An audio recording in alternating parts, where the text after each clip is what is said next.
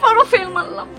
আর একটু লিগা মরলো না, বাইসা গেল নিজের হাতে। এই যে এই হাতটা দিয়া দুধে বিষ মিশাইছিলাম।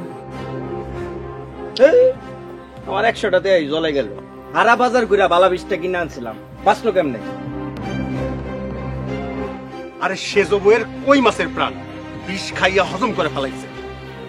কি তোমরা ভাবিরে বিষ দিছো আর দৌড় দিতেছো আমার বউরে? এই তুই কি করতেছ? যা এখান থেকে। এই কি হইছে? তারা ভাই ভাই ঝগড়া করতেছস কেন? ওরা সেজো ভাবিরে বিষ খাওয়াইছে আর দৌড় দিছে আমার বউরে। তোরা সেজো বলে বিষ খাওয়াইছস? আমরা খাওয়াই নাই, মেজোরা খাওয়াইছে। কি এন্ড শব্দ সামাগো তোমরা সাথে ছিল না? না না না, আমরা খাওয়াই নাই। নিজাম বাজার থেকে বিষ কিনে নিয়ে আসছে, মেজো বউ দুধের সাথে মিশিয়ে খাওয়াই দিছে। বাহ বড় ভাই বাহ, আমগর কি ওই বুদ্ধি আছে নাকি? তুমগর কু বুদ্ধিতে তো আমরা দুইজনে এটা করছি। তোমাদের তো কোনো বুদ্ধি নাই, তোমরা কিছুই জানো না। দুধে দুধে তুলসী পাতা, তোমরা তো প্ল্যান করছিলা। তুমি তো বারবার আম করে চাপ দিতাছো যে যা বাজারতে বালা বিষ নিয়ে আয়, বালা বিষ নিয়ে আয়। দেখছো? এই মিথ্যা কথা কও কি লেগা তো? সেজো ভাই যান, এই যে মেজো ভাই উনি বাজার থেকে বিষ আইনা দিছে আর মেজো ভাবি দুধে বিষ মিশাইছে।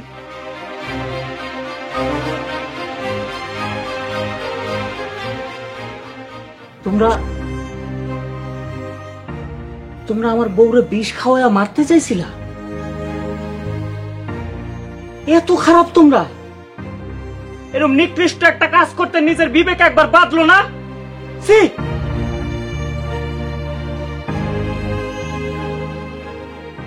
সবাই না চাইছিলেন আমারে পুলিশের কাছে দিতে, আজকে সবাইরে পুলিশের কাছে দিন। জেলে গিয়ে বুঝবা কাউরে মারা কত বড় অন্যায়। তোমরা দুইজনে আমার পরিবারটারে ধ্বংস কইরা দিলা। তোরা আমার সন্তান না। আসামি কোথায়? এই যে আমার মেজো ভাই আর আমার ভাবি, ওনারা দুইজন মিলা আমার নতুন ভাবিরে মারার প্ল্যান করছিল বিষ খাওয়া। আমাদের সাথে থানায় চলেন। সেন্টে হাত করা ফরাও। অফিসার দাঁড়ান, ওনাদেরকে নিয়েন না, এটা আমাদের পারিবারিক বিষয়। আপনাকে? আমি ভিকটিম, আমাকে বিষ খাওয়ানো হয়েছিল। এখন আপনি কি বলতে চাচ্ছেন? আমি চাচ্ছি ওনাদেরকে ছেড়ে দিন, আল্লাহ আমাকে বাঁচিয়েছেন, ওনাদের কারো প্রতি আমার কোনো অভিযোগ নেই। আপনারা কি বলেন? আমাকে বৌমায় যখন কইতাছে এইবারের মতো নগরে মাফ কইরা দেন অফিসার।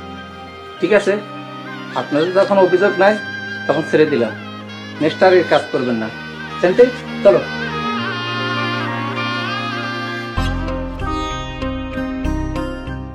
সেজো তুমি আমার মাফ করে দাও, আমি অনেক বড় ভুল করছি।